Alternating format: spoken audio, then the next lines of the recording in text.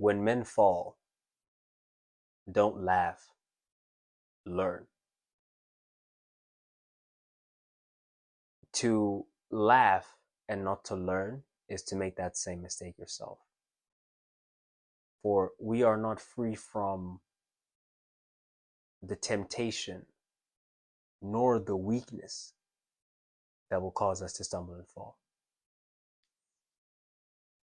Now, that first part is great and is insightful in itself, hence the title, When Men Fall. But for me, it serves in the context of this video only as a setup to that second part, because I believe that that is profound, that is gospel, which is we are not free from the temptation nor the weakness that will cause us to stumble and fall. And I think that part, when men fall, cool.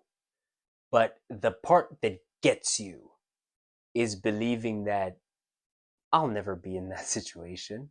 I'll never be uh, at that crossroads where I have to make a decision between continuing down this path or taking this alternate route. I will never be in a situation where I can do this thing, and it doesn't really matter that I do it at this time. Hindsight is 2020. When you look back at things seem to connect, and things seem to be perfectly divine, and they seem to be, perfectly arranged and all that. But foresight is not as clear.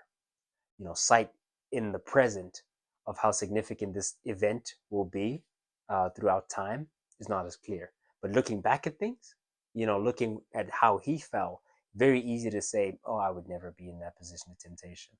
How'd you even get in such a position? Very easy to say, oh, even if I were in that position, I would never, I'm free of that weakness. And so I think as a whole present, as a package, it comes together really nicely as a lesson, which is when men fall, don't laugh, learn.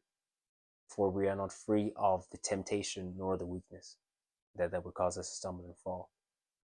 Um, Sometimes I think I lose myself just to find me again. Sometimes I think I have this tendency, right? And this is not just in one area of my life, but I think it's something that can be noticed across my character. Flaw, I would call it. I would certainly call it a character flaw. It's not something that I think is a productive part of my character, although it isn't necessarily an action within itself, but it is a decision making process, which is that losing myself to find myself again. There's a certain mini spiral that is just enough to stay on track while remembering that the beast in me, the lust, the greed, the sloth, which I am capable, but I choose not to be. I remember that animal. I remember that evil. Sometimes I act in accordance to that evil, but not much. Not like a significant enough amount that anyone else would notice, but enough that I know. It's kind of I have a tendency to touch the stove just to remember that it's hot. You know, which is something that we may all be guilty of in some way, shape, or form, meaning we've been warned of many, many things. We've seen many men fall. And the learning objectively is one thing, but there's a different thing that you get from repeating certain subjective experiences just to remember that same lesson, because we do need to be reminded more than we need to be taught. It's one thing hearing the lesson once, experiencing it once, and feeling a certain way about that experience once. But sometimes or sometimes I, and again, this may be a character flaw, but sometimes I lose myself just to find myself again. Like sometimes I'll go out just to remind myself that, yeah, this isn't all that. you know Sometimes I'll talk to a certain type of person, because right now, not in a relationship, nor am I interested in being in one that isn't that kind of relationship that is conducive to growth, and all those things. But I say that to say we put ourselves in positions. For example, I'll talk to a girl that I know is certainly not the one, just so we can go back and forth just enough. Again, it is that going on a mini spiral. The spiral for me, talking to them is spiral enough, right? Because in that conversation, I'll find what it is that I'm looking for, which is, oh, you're not her, and you not being her, it doesn't pull me towards you, and that's why I'm not interested. So sometimes you kind of have to re-baby step your way through it, because over time I have this tendency to forget, at very least, or the mind has been studied and understood to remember the positives of experiences and forget negatives. And that's why most of the time, looking back, you will remember all the good things that happened and not the bad things. That's why people tend to get back in bad relationships. That's why people tend to get back in any bad situation. That's why someone will say, I'm never going to drink again. And then they'll be out drinking the next weekend, because the mind has this bias towards positive memory. And so, regardless of how painful an experience was, you will always misremember it, and you will misrecall it, because you'll remember the positives that you got from it, and you'll remember the positive aspects of even being presently within it. You'll often find that Xhosa people like myself will speak of our time in the mountains with great positivity and great. We always think about the great memories, like myself. Immediately after I'm initiated, I go in and I start singing, and I start the first song, and we're rocking and rolling from there. And yeah, there were ups and there were downs, but those are the times that come to mind first, and those are the times that we talk about, and those are the times that and even when we speak of the pain, we speak of the pain as an accolade. It isn't really, you don't speak of it in the way that, in the context that you thought of it in the moment. You speak of it now as, wow, I know that I can endure great pain because I've been through such a thing. And now I say that to say that very painful experience, but you don't think of it in a painful context. And that's just one example. But the mind itself does have this tendency to look at those positive things and to forget any sort of negatives that you may have gone through over time. And the longer and further removed you are from events, the more it tends to remember the positives and not the negatives. And so that feeling of, man, I may be missing out. Why am I not clubbing? I'm probably missing out on the club. I mean, it looks fun enough, you know, but I know that it isn't. But how do I know that it isn't? And then you go out, and then I go out, and I'm like, oh, this is why. This sucks. This is a waste of time, um, or at least that's how I feel about it. But I forget that I feel that way, because, I mean, it seems to be not so bad, from a distance. But then when me personally, I'm up close, I remember my relationship with those events, etc. Same with women.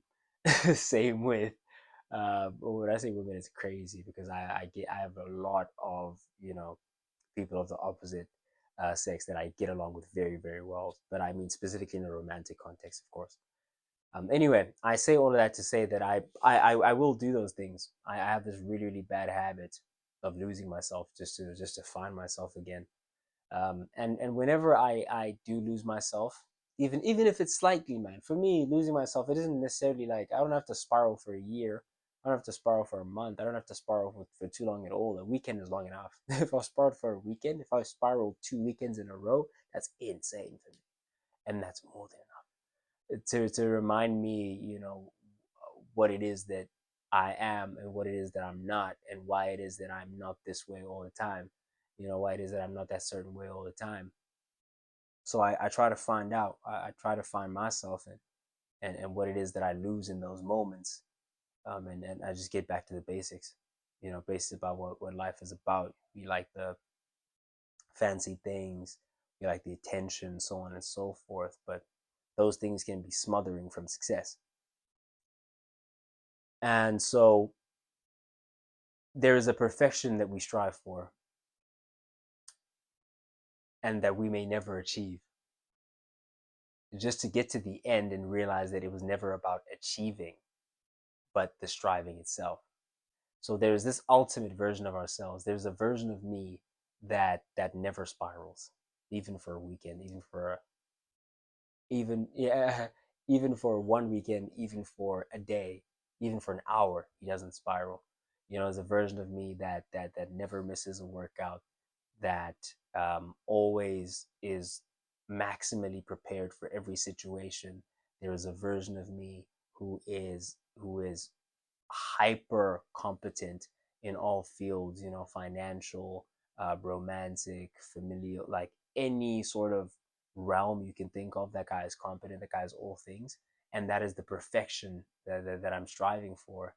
And I am also aware in my striving for that perfection, that perfection is something that I may never achieve. I may never get to a spot where I feel, and that's the funny thing, is even in current state, my current state is probably someone's ideal, right? It was probably my ideal before I got here, and then now that I'm here, the bar has reset. It's Chris Williamson talks about, you have already achieved goals that you said were going to make you happy right now. You said back then that, oh man, if I just hit this, if I were this strong, if I looked this good, if I achieved these marks, if I had this girl, if I whatever, car, house, what, you have already achieved goals that you said were going to make you happy, and you've just shifted the goalpost. And so I'm very careful of that, very careful not to not to remove myself from happiness, not to create a distance between myself and happiness. I don't believe in saying I will be happy when. I believe in I'm happy, and being the happy person that I am, I would also like to, you know, maximally express my potential unto the world. But I am happy. I'm happy with where I'm at. However, I am not content. Or these words are such loaded words, and there's so much. I mean, one man's happy is another man's content. One man's, we're all kind of talking about the same concept here, but we're just wording it in different ways. Which is, there is this feeling of wholeness. I, as one, would like to be whole, and yet have the ability to seek more for self and to want to be more if I have more to be, if there is more to express. And if there isn't, it is that pushing to the outer limit of the capability that has an inherent positive feeling towards self, a positive self esteem that comes with it, and so on and so forth. And I also realized that at the end of the journey, it's not even about achieving that maximum capacity, but about pushing towards that. That is true happiness. Um, and yeah, with all that being said, we come here to the end where there's a kind of a positive feeling, and we're talking about expression and being whole, and the meaning of all these things, and these things that we strive for, even though they are not the end all be all. And I think that for me is the reason for those mini spirals. Is kind of a reminder to self, man, that, dog, the things that actually matter are the things that actually matter. you know not any arbitrary number, not any status, whatever that you go for, or whatever the case is. And if most of your time is consumed by thinking and believing a certain way, then regardless of what that number may be, you sometimes forget what that number represents. I think of Jeff Bezos. No, I'm thinking of Steve Jobs. He talks about, and I think Jeff Bezos talks about this concept as well. But I think Steve Jobs, where I first heard of it, which is, sometimes people don't understand the meaning of a metric. So, for example, customer satisfaction, customer success, whatever the case is, they may just see a number, which is the number of clicks to funnel. I'm talking in business right now. I'm talking business jargon. Um, yeah, I hope this is going to be simple enough to understand. Clicks is just literally, say you make a web page or something. the number of clicks. Say that they're looking at the number of clicks, and now you're trying to maximize for number of clicks. And say you make your content. Let's make it a YouTube example, because I think that's something people understand. So number on clicks on videos, right? And what is the purpose of this channel? For example, we say it's to raise brand awareness for Sage Consultation. I'm just, follow me, walk with me. So this is to raise awareness for the brand. Okay, no problem. Now, if I end up in a situation where I'm optimizing for clicks, I may do content where I'm TikToking and I'm this, that, and I'm wait, what's where I'm doing all that, and it's getting the maximum amount of people to view the videos, and the reach is crazy, but now there's no depth. There's no connection between myself and my audience, because there's nothing that anchors me. There's nothing that I stand for, really. And so sometimes we tend to be so focused on the metrics that we forget the reason behind the metric. That's why we talk about that click through. That click through is meant to be a qualified client, a qualified lead that is clicking. And that qualified lead can turn to a customer. That is the point of that click through metric. But if we focus on maximizing that and we lose what is behind it and the purpose of it, then we lose ourselves. And if we lose ourselves, we lose it all. And so bringing it to YouTube, so I can bring it all the way back to me, bringing it to YouTube, if now I'm tiki-talking and dancing and this and that, then my thing, I'm self-improvement, I'm business, I'm growth. And if I'm attracting people and people are clicking who are not interested in self-improvement and business and growth, then no matter how tiki-talky I get, the amount of depth and connection that I'm going to get with the people that actually matter is minimal. And so back to me, the reason for those spirals, and I know I may be justifying it, and again, I hope and pray for a better way. I pray for a better me that is not going to need to, again, touch the stove to remember that it's hot, or to remember that it's painful, or to remember why I don't want to do certain things. Even if it's not exactly that thing, even if I'm doing a mimicry or a mockery or whatever, I want a perfect version where I don't need any of it, and I just remember all the things all the time, and that's what I'm working towards. And again, it's not really about achieving; it's about working towards it. That's the journey. That's the fun part. So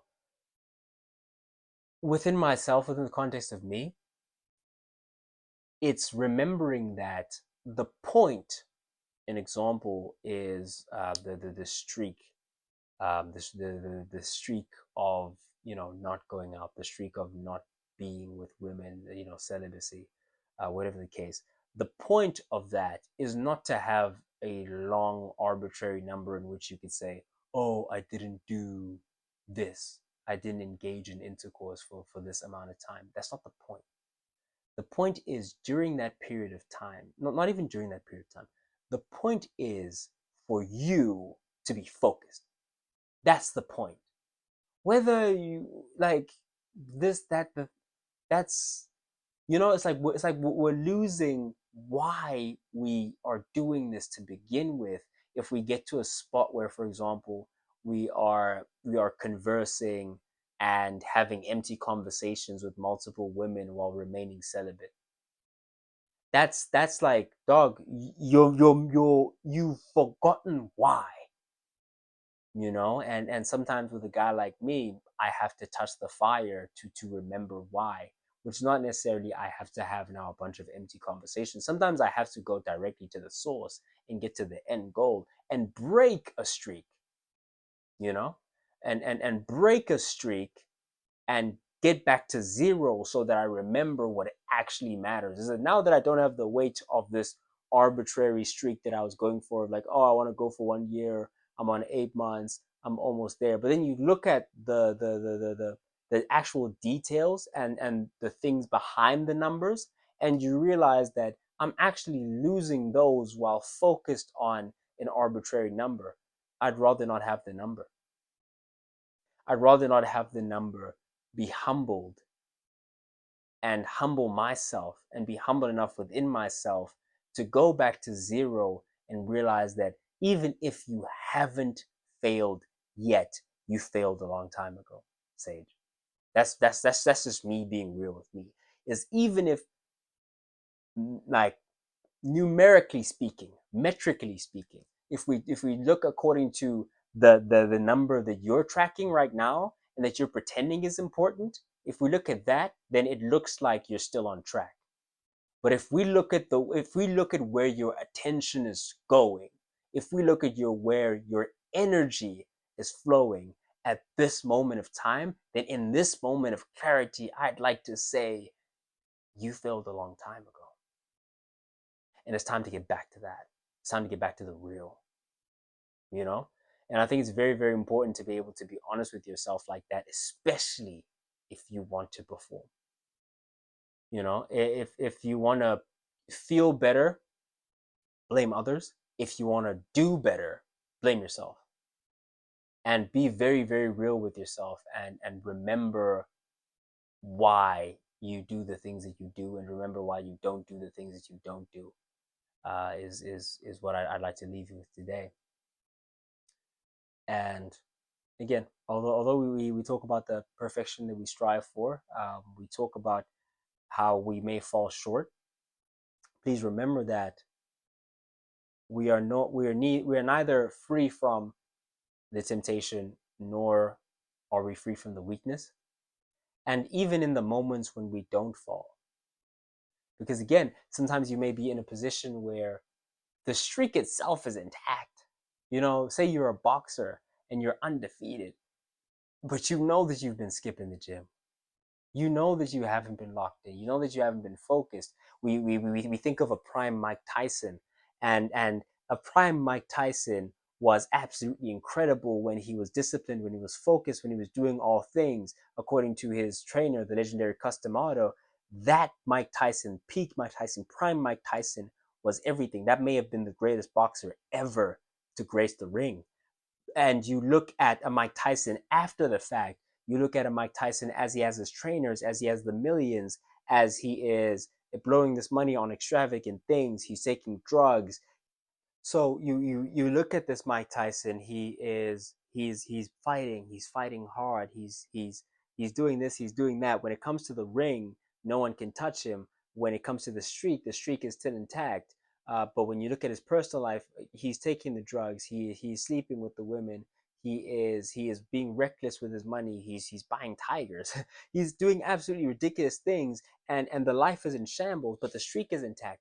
But he's still undefeated. He's still world champion, and he's still that. He's still that. He's the best ever. He's Sonny Liston. To quote him, he's the best ever. He's Sonny Liston. He's Jack Dempsey. He's from their cloth. No one can match him. His style is impetuous. His defense is impregnable. He's the most ruthless. He wants your heart. He wants to eat your children. Praise be to Allah.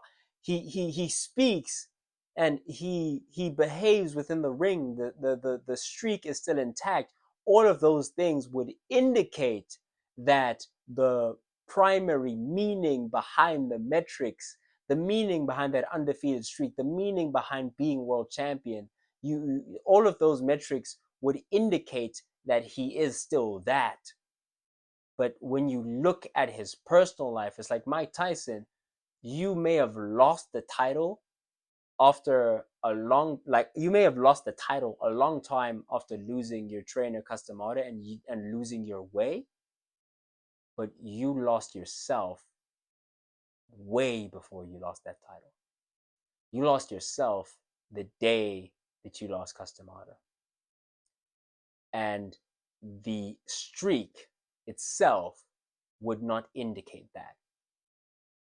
And so that's the position that I found myself in, or that I would have found myself in if I had let the pattern that I was noticing within myself go on for much longer.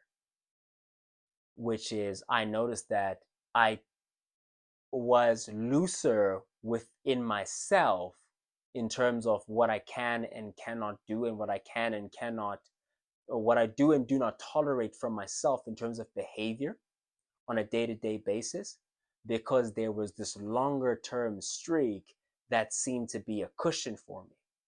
And so I removed that cushion.